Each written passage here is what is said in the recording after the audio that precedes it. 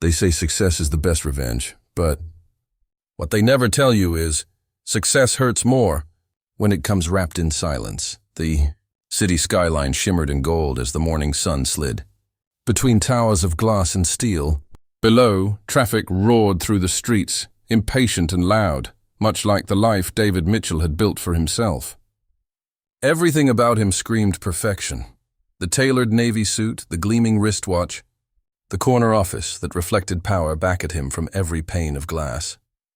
To the world, David was the man who won, the one who climbed higher after heartbreak. But behind that smooth smile and crisp tie there was something else, a shadow. A name he hadn't spoken aloud in years. Julie, 5 years since the divorce, 5 years since he'd walked out of that quiet house, telling himself he deserved more youth, more life, more everything. Julie was 39 when they split. Too focused on her work, he'd told friends. Didn't want kids, he'd said at parties. Lies that rolled off his tongue as easily as his new girlfriend's name, Sophie. Now he was planning a wedding.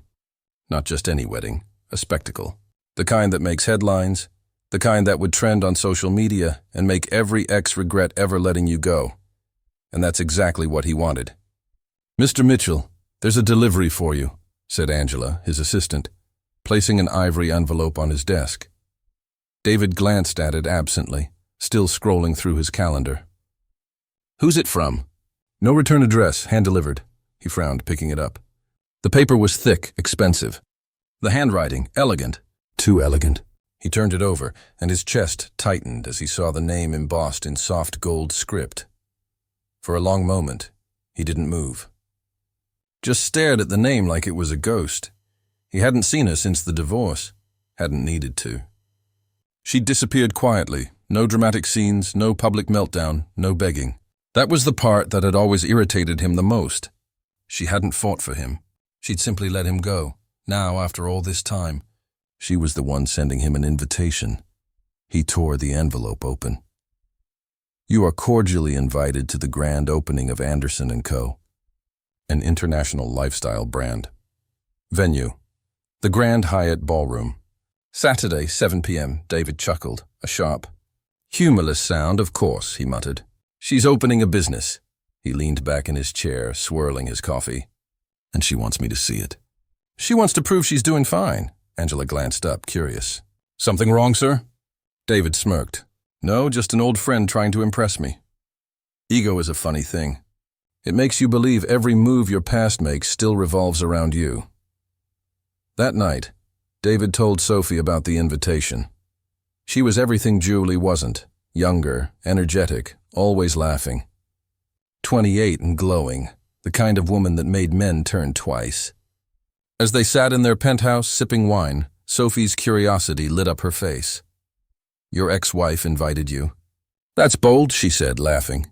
David shrugged, pretending not to care. "Probably wants to show off. She was always chasing status." Sophie leaned forward, teasing. "Are we going?"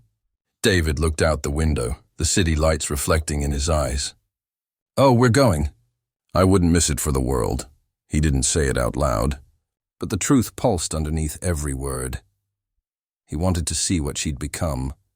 He wanted to see if she'd aged, if she'd faded, if time had finally humbled her. Rain tapped against the kitchen window as Julie stood by the sink, her fingers wrapped around a half-empty coffee mug. David sat at the dining table, scrolling through his phone. "Are you even listening to me?"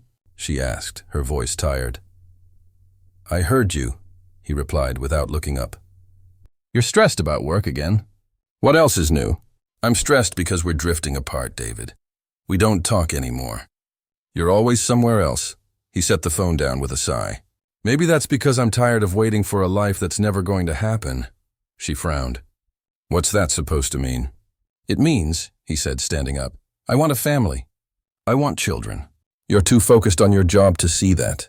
Julie's eyes filled with disbelief. "David, I've wanted that too." "But you've been so distant lately." He cut her off. "You're 39, Julie. You don't have time to figure it out anymore." The words hit like glass shattering between them. She turned away, swallowing hard. "You're cruel." "No," he said coldly. "I'm just being realistic." Across town, In a sunlit office overlooking the park, Julie Anderson stood before a wall of framed magazine covers. Vogue, Forbes, Elle Business Women of the Year. Her name glowed beneath them. Founder, Anderson & Co. She smiled slightly. 5 years of silence, sacrifice, and relentless work had led to this moment. John walked in, calm, confident, dressed in a simple white shirt. "They're asking if we should increase the guest list." "It's already over 400, Julie laughed softly. "I think we're fine. It's not about the number of people. It's about the right people." He walked over, slipping his arm around her waist. "You've done something amazing, Julie. I hope you're proud." "I am," she said. Then after a pause, "I invited him." John's smile faded slightly. "David?" She nodded. "He should see what he walked away from. Not because I need to prove anything, but because closure sometimes deserves an audience. Revenge doesn't always come with fire and fury. Sometimes it arrives in silence, wrapped in class, and carried by success." David stood in front of the mirror, adjusting his tie. Sophie twirled beside him, showing off a diamond-studded gown. "Do I look okay?" she asked. "You look perfect," David said automatically. His mind, however, was already at the ballroom, imagining Julie's reaction when she saw him. The successful man, the millionaire, the one who won. He smirked at his reflection.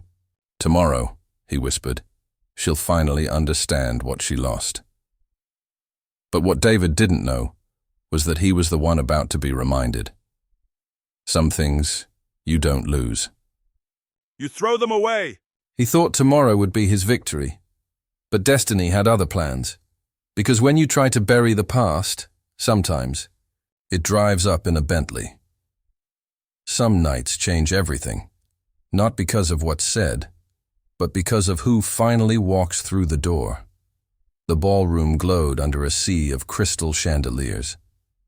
Gold and ivory decor shimmered as the city's elite gathered for the launch of Anderson & Co. It was the kind of event that made photographers stand on chairs and socialites rehearse their smiles. David walked in with Sophie on his arm, his black tuxedo perfectly fitted. Every step measured, every glance purposeful. The cameras turned, flashes burst.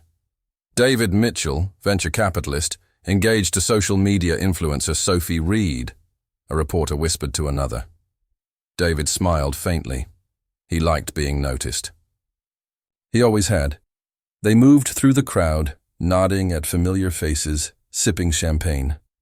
The air buzzed with music, laughter, and luxury, but his mind wasn't on any of it.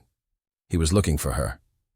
At the far end of the hall, a large stage stood beneath a shimmering logo, Anderson & Co. The Art of Reinvention. A spotlight swept across the room. The host, a tall woman in a sleek silver gown, tapped the mic. "Ladies and gentlemen, thank you for joining us for a night that celebrates elegance, strength, and a story that began not in success, but in resilience." David's jaw tightened slightly. Resilience, he knew that word. He'd heard Julie use it 100 times before when talking about her clients, her challenges, her dreams. Sophie leaned close and whispered, "She's late, huh?" David smirked, probably nervous.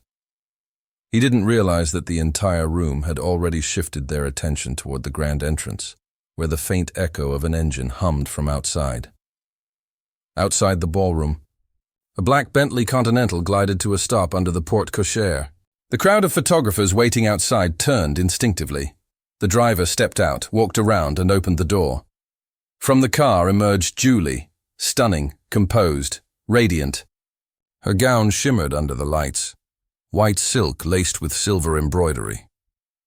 Her hair, pinned elegantly, caught the glow of the flashbulbs. But that wasn't what silenced the crowd. It was the 3 little children who stepped out beside her. 2 boys and a girl, all dressed in matching pale blue formal wear, their laughter filling the air like bells. Then came John, tall, handsome, in a classic tuxedo. His hand gently found hers as the cameras went wild. Click, flash, click, reporters whispered furiously. "Is that her husband and those are her kids?" The headline wrote itself in that moment. Julie Anderson arrives at her brand launch in a Bentley, with her husband and triplets. Sometimes the universe waits for the perfect moment to let the truth walk in, dressed in grace, riding on silence. The doors opened. Every conversation stopped. Julie entered, hand in hand with John, her triplets walking proudly beside them. David froze mid-sip. The glass trembled slightly in his hand. It was like seeing a ghost, not of who she was, but of who she'd become. Sophie blinked, whispering, "Wait. She has kids?" David didn't answer. He couldn't. His mind raced. It had only been 5 years. She couldn't have triplets that young unless... The thought hit him like ice. Had she been pregnant when they split? As Julie crossed the room, her gaze found his, just for a second. Calm, cold, controlled. No anger. No sadness. Just an elegance that said, "I'm over you, completely." That single look was sharper than any insult he could have thrown. The crowd parted as she approached the stage, her husband guiding her gracefully. Cameras flashed, the music swelled, and David suddenly realized he was just another face in her story, a supporting character in the success he never believed she'd achieve. Julie took the microphone. Her voice carried effortlessly, calm, poised, with the confidence of someone who had rebuilt herself piece by piece.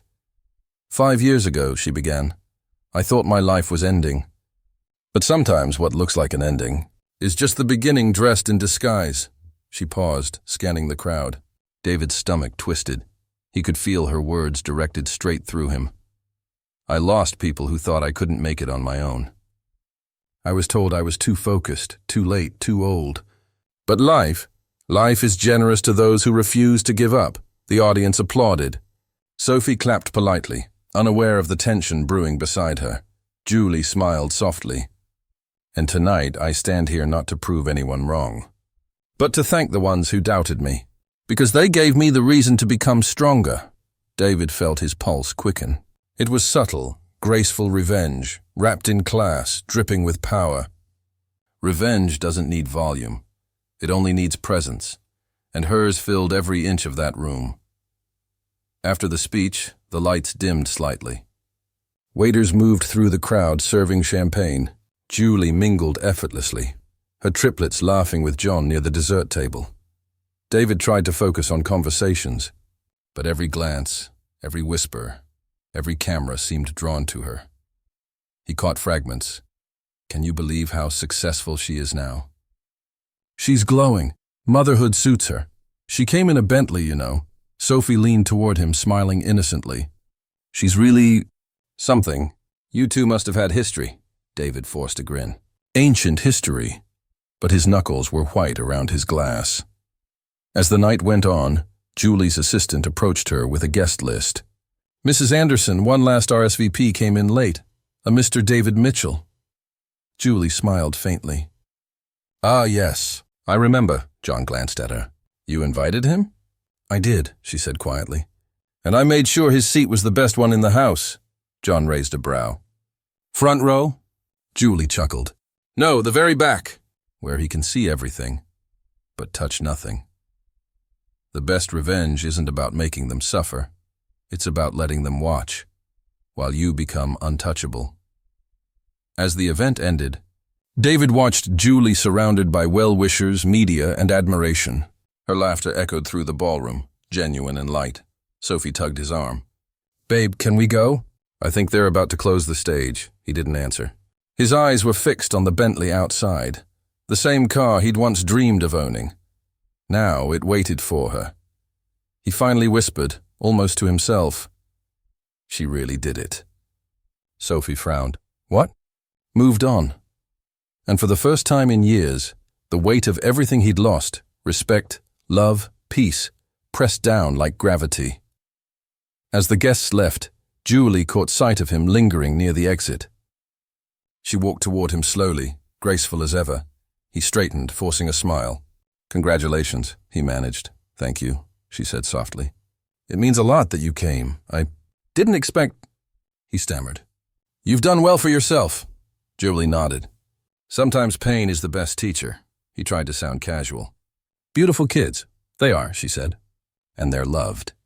That's what matters. There was a long pause before she added, "Good night, David." And then she walked away, into the flash of cameras, into the Bentley, into the life he'd told her she could never have. He came to remind her of the past.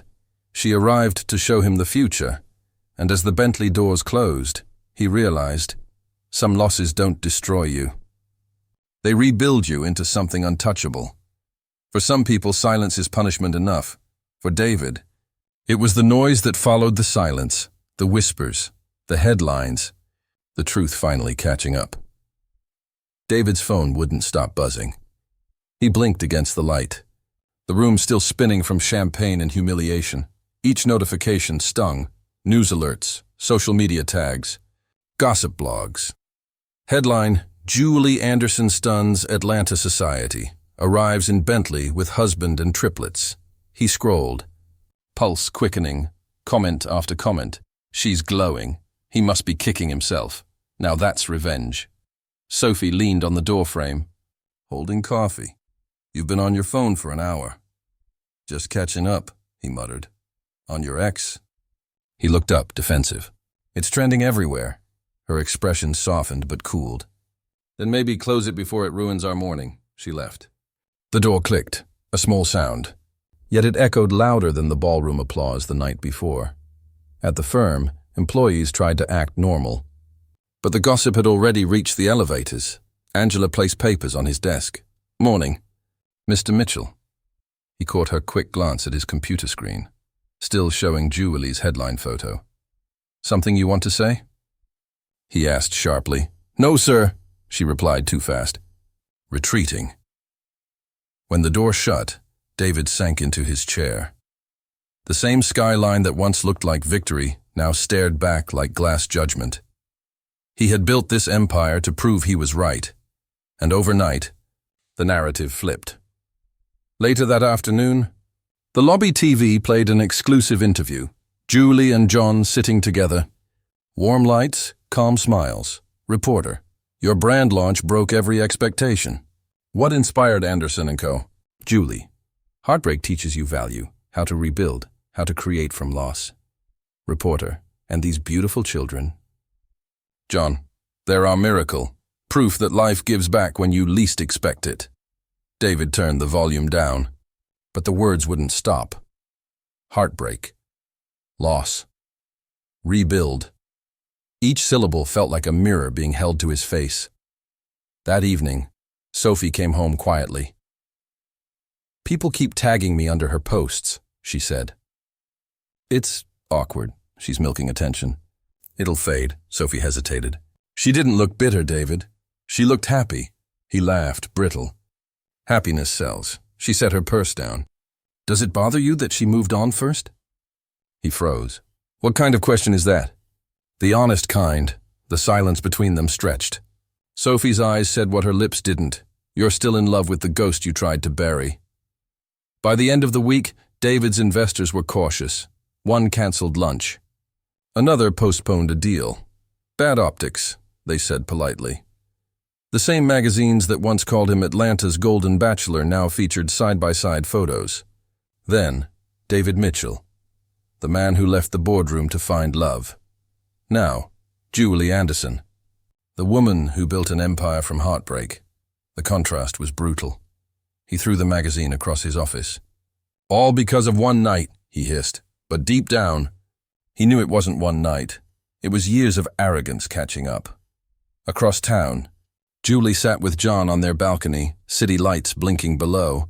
She wasn't celebrating revenge. She was breathing peace. John touched her hand. "He'll see now," she smiled softly. "I don't need him to see. I just needed to stop looking back." Her phone buzzed. A text from an unknown number. "David, congratulations." "You proved your point," she typed back slowly. "Julie, it was never about proving a point. It was about finding myself." Then she deleted the chat. No screenshots, no drama, just closure. Meanwhile, David poured another drink. Sophie had gone to her mother's for the weekend. The silence was thick. He opened the drawer where Julie's old wedding photo once lay. He'd kept it hidden even after the divorce. Proof, maybe, that some part of him still needed her. Now the frame was empty. He had thrown the photo away months ago, He stared at the blank glass and whispered, "I thought I'd won." He had the wealth, the view, the power, but in chasing validation, he lost the one thing that gives life meaning, peace. Julie didn't destroy him. She simply stopped needing him, and the world noticed. Sometimes karma doesn't roar. It just rewrites the story and lets everyone read it. Pride built his empire, but pride left unchecked builds cracks no fortune can fill. Monday morning came with silence, no calls, no meetings, no messages from investors. David's office, once buzzing with assistants and clients, felt hollow. He sat at his mahogany desk, staring at the city skyline. A notification blinked on his screen. Urgent financial review request, SEC inquiry. He frowned. He'd built his fortune on high-risk real estate flips, always skirting the line between brilliance and bluff. Now someone was pulling the thread. Angela. His secretary entered quietly. "Sir, your 2 p.m. with Apex Holdings has been canceled." "Canceled," he repeated. "They said they'd be in touch, but they're meeting with another firm today." David's jaw tightened. "Who told you that?" She hesitated. Someone in the lobby said Apex's rep was seen at Anderson & Kober's Julie's company. For a moment, he couldn't breathe. He turned to the window, gripping the edge of the desk until his knuckles whitened. By noon, 3 more clients, postponed deals. A whisper spread that David Mitchell & Cohen was under review. The truth was smaller, but perception was deadly. One blog posted a story. Ex-husband's empire under audit after lavish wedding backlash. The article dragged his name beside words like fraud, ego, and collapse. Within hours, investors panicked. Stocks dipped. David's phone lit up with messages from partners. Cold. Cautious. Rehearsed. "We'll wait until the review clears. Just optics." "David, you understand." He did. The same people who toasted him at his engagement now distanced themselves like he was a con. "Space? Sophie, my company is under review." "I need support, not what?" she interrupted, voice trembling. "Not reality? David, this isn't about your company. It's about you." He stopped pacing. "What's that supposed to mean?" She looked at him. Really looked. "You've been obsessed with proving something to a woman who stopped caring years ago. Every photo, every deal, every headline, it's not for us. It's for her." "That's not true," he snapped. "Then why did you seat her in the back row? Why invite her at all?" The air went cold. He opened his mouth, but no words came. Sophie stepped closer, tears in her eyes. "I wanted to believe I mattered to you, David. But I was just the next symbol, the next thing to flash in front of the world." She set her engagement ring on the counter. "I won't be part of your competition anymore." And with that, she walked out, no shouting, no slammed doors, just the quiet end of something shallow. David stood there, surrounded by silence thicker than shame. 2 days later, men in suits arrived, SEC officials, polite but precise. They requested records, transactions, client communications. "Just routine," one said, but David could see it in their eyes. They smelled weakness. As they left, one turned to him. "You've had quite the year, Mr. Mitchell. Public image can be volatile." When they were gone, David collapsed into his chair. He pulled open a drawer, finding the old RSVP card from Julie's wedding, the one he had sent with the words, "Last seat." "Last row, where you belong," he laughed. Bitter, hollow. "Guess we switched seats, didn't we?" he muttered. At midnight, he poured whiskey into a glass and sat by the window. The city lights blinked like judgmental eyes. Across the skyline stood a new billboard, Anderson & Co. For the modern world. Julie's face smiled down from it, elegant, serene, powerful. The same woman he once told was too old to start over. He took a shaky breath. He'd spent years trying to prove she was nothing without him. Now the truth was flipped. He was nothing without the version of himself that she once believed in. He reached for his phone, typed a message, then deleted it. The words he wanted to say, "I'm sorry. You were right," never left his lips. For David, loss didn't come like thunder. It came quietly, in unread emails and canceled meetings, in the echo of a closing door. He thought he'd punished her by placing her in the back row. But in the end, it was him who sat alone behind everyone he once looked down on. And sometimes, the cruelest revenge isn't destruction. It's watching the one who left you finally live free. Some falls happen fast. A single step and you're gone. David's came slowly. One headline, one whisper, one truth at a time. By the following week, the phones at Mitchell & Co. had stopped ringing. Reception sat empty. Even the intern's desk was clean. David's reflection in the glass. Walls looked smaller than he remembered. He dialed client after client voicemail. He sent a dozen emails. Undeliverable. A news notification blinked across his monitor. Former real estate mogul. Under investigation. Sources cite mismanagement and PR fraud. He exhaled, rubbing his face. All the success, the empire, the awards, built on appearances. Now the mirror had cracked, and the image was bleeding. Despite the chaos, the annual charity gala couldn't be cancelled. It had been his signature event. Luxury, lights, cameras. He needed one last chance to prove he still mattered. The ballroom gleamed under chandeliers, but the crowd was thin. Half the tables stood empty. Name cards untouched. Journalists whispered near the doors. Lenses waited for failure. David forced a smile as he stepped onto the stage. Ladies and gentlemen, thank you for... A sudden flash interrupted him. Reporters swarmed, shouting questions. Mr. Mitchell, how do you respond to the allegations? Is it true you used company funds for your wedding? Have you spoken to your ex-wife, Julie Anderson? His voice faltered. Security stepped in. Lights flared, microphones cut off. Within hours, clips of the chaos spread online. The fall of David Mitchell, from billion-dollar bachelor to scandal. 2 days later, his board voted him out. He watched as his nameplate was removed from the glass door. Angela stood quietly by the elevator. I'm sorry, sir. I really did believe in you, he nodded, unable to meet her eyes. I used to believe in me, too.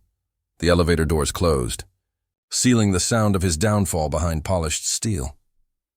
Weeks later, he saw her again, Julie, at a quiet cafe near the park. No cameras, no stage lights, just her, a cup of tea, and a notebook filled with sketches for her next campaign. He hesitated, then approached. She looked up, surprised but calm. David, she said softly. He nodded. Julie. For a moment neither spoke. I heard about the audit, she said. He gave a half smile. You probably heard everything. She set down her pen. I don't celebrate pain, David. Not even yours. That stung more than anger ever could. I didn't mean for things to end like they did, he murmured.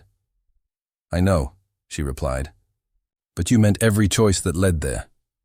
He looked down, ashamed. John treats you well? Better than I ever treated myself back then. He wanted to say I'm sorry again, but her gaze told him she'd already heard it in the silence.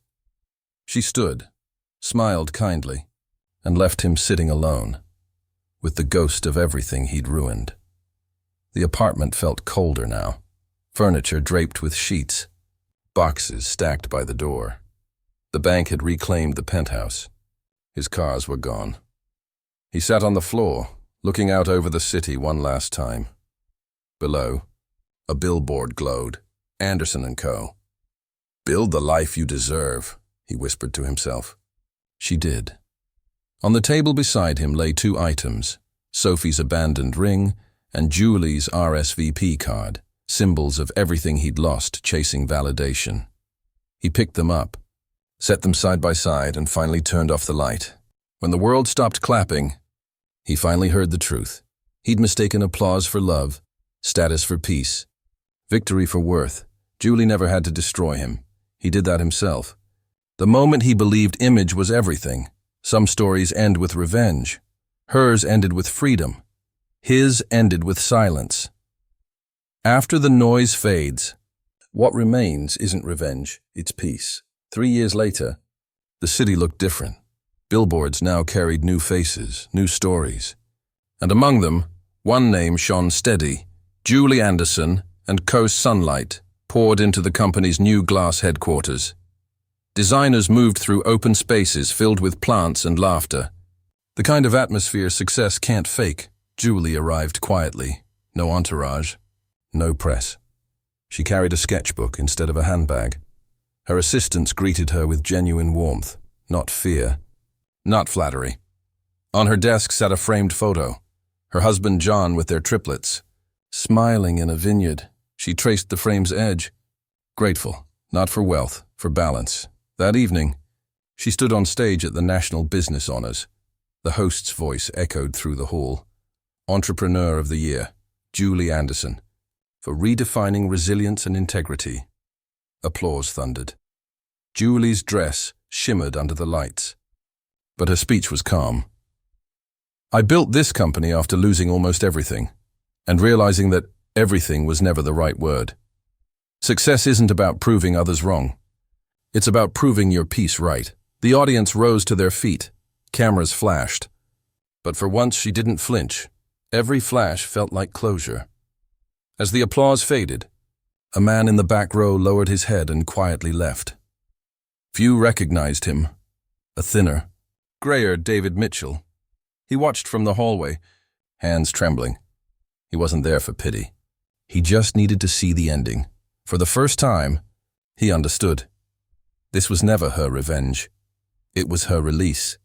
Outside, he walked toward the street. No cameras followed. No one called his name. And strangely, that anonymity felt like mercy. Back at their countryside home, Julie tucked her children into bed. John poured 2 glasses of wine on the patio. "Big night," he said with a grin. She laughed softly. "Big but quiet, just how I like it." They sat beneath string lights, the vineyard stretching into dusk. Crickets sang. Peace hummed like background music. "Do you ever think about him?" John asked gently. "Sometimes," she admitted.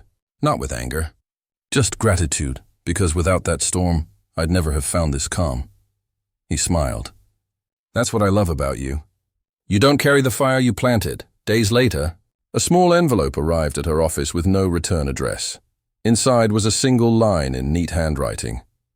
"Thank you for teaching me that winning isn't the same as living. DM." She read it twice, then folded it carefully and placed it in her drawer. No response. No reopening of wounds, just peace. A year passed. Anderson & Co. launched a mentorship program for women rebuilding after divorce and loss. The campaign slogan, "Begin Again." Commercials showed real stories, not perfection, but progress. Julie's voice narrated, "You can lose a person, a job, a dream, but never the power to begin again." The ad went viral, not for drama, but for truth. David chased noise. Julie found stillness. He built a life for the cameras. She built one for the soul. Revenge ends when peace begins, and peace, when worn with grace, is the loudest victory of all. She never looked back. She didn't have to. The world was already following her forward.